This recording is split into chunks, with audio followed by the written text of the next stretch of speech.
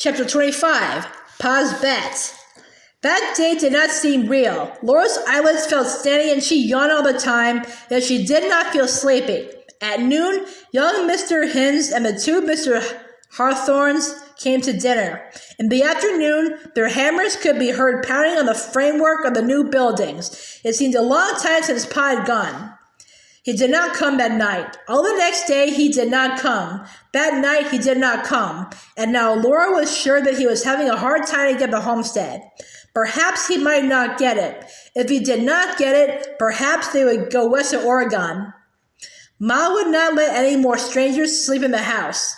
Only Mr. Hinz and the two Hawthorns bunked down on the floor by the stove. The weather was not so cold that men would freeze, sleeping in their wagons. Ma charged 25 cents just for supper, and far into the night she and Mrs. Bose cooked and Laura washed dishes. So many men came to eat that she did not try to count them. Later in the afternoon, on the fourth day, Pa came home. He waved as he drove by to put the tired team in the stable, and he walked smiling into the house. "Well, Caroline, girls," he said, "we've got the claim." You got it, Ma exclaimed joyfully. "I went after it, didn't I?" Pa laughed.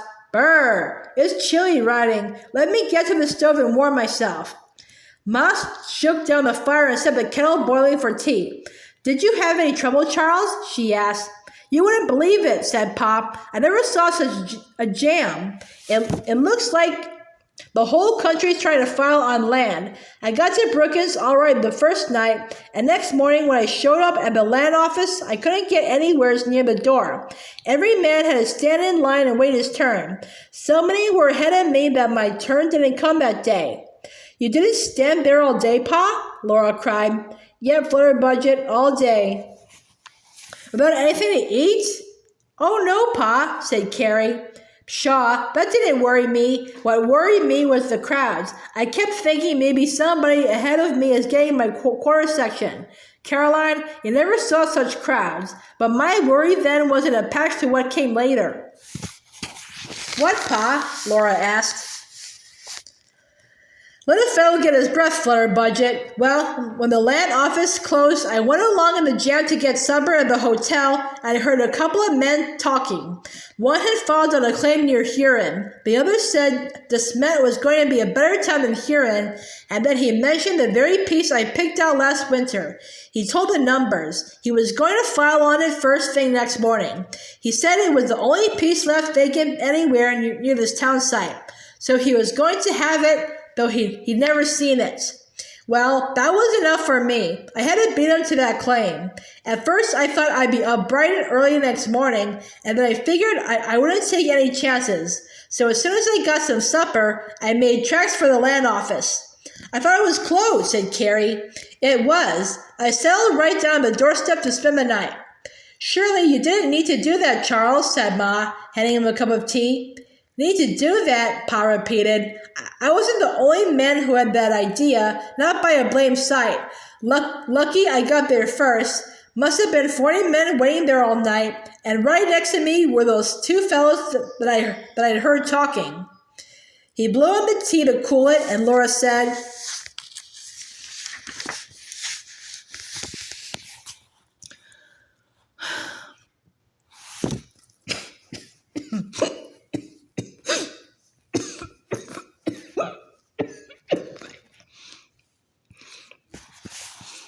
"But they didn't know you wanted that piece, did they?" "They didn't know me from Adam," said Pa, drinking the tea. So a fellow came along and sang out, "Hello, Ingalls. So you weathered the winter on Silver Lake. Settling down at DeSmet, huh?" "Oh, Pa," Mary wailed. "Yes, the fat was in the fire then," said Pa. "I knew I wouldn't have a chance if I budged from that door. So I didn't. By sunup, the crowd was doubled, and a couple of hundred men must have been pushing and shoving against me before the land office opened. There wasn't any standing in line that day, I tell you. It was each fellow for himself and devil take the hindmost. Well, girls, finally the door opened. How about some more tea, Caroline?" "Oh, Pa, go on," Laura cried. "Please." Just as it opened, said Pa, the hearing man crowded me back. Get in, I'll hold him, he said to the other fellow. It meant a fight, and while I fought him, the other get my homestead. Right then, quick as a wink, somebody landed like a ton of brick on the hearing man. Go in, Ingalls, he yelled. I'll fix him. Yowie! Pa's long cat-and-mouse screech curled against the walls, and Ma gasped, Mercy, Charles! And you'll never guess who it was, said Pa. Mr. Edwards, Laura shouted. Pa was astounded. How did you guess it, Laura? He yelled like that in Indian Territory. He's a wildcat from Tennessee, Laura remembered. Oh, Pa, where is he? Did you bring him?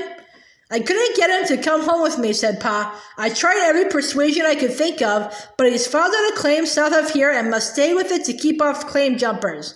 He told me to remember him to you, Caroline, and to Mary and Laura. I'd never have got the claim if it hadn't been for him. Golly, that was a fight he started. Was he hurt? Mary asked anxiously. Not a scratch. He just started that fight. He got out of it as quick as I ducked inside and started filing my claim. But it was some time before the crowd quieted down. All's well that ends well, Charles, Ma interrupted. I guess so, Caroline, Pa said. Yes, I guess that's right.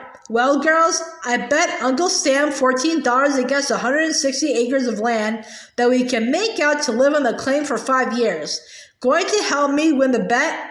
Oh, yes, Pa, Carrie said eagerly, and Mary said, Yes, Pa, gladly, and Laura promised soberly, Yes, Pa. I don't like to think of it as gambling, Ma said in her gentle way. Everything's more or less a gamble, Caroline, said Pa. Nothing is certain but death and taxes.